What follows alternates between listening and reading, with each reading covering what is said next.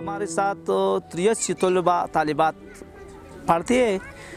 न कोई डेस्क, न ठाट, न पानी की सहूलत, न कोई और कोई इंतज़ाम है और बैठने की हालत है।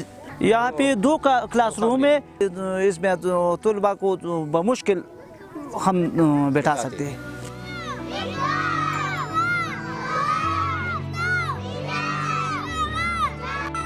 यहाँ पे 2003 में नेशनल एजुकेशन फाउंडेशन की मदद से ये स्कूल कायम हुआ है। यहाँ वलीदात कोर में न लड़कियों की कोई स्कूल है न लड़कों का।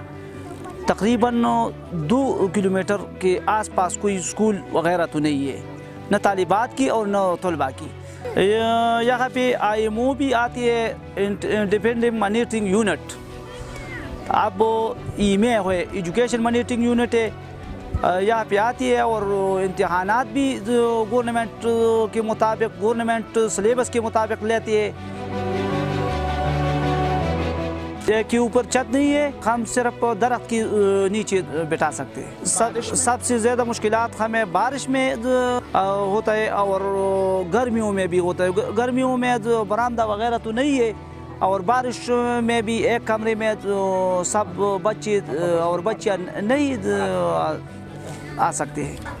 हम 5वीं जमात तक पढ़ा रही है इधर। तकरीबन लड़कियाँ जो है 33 है और लड़के जो है 50।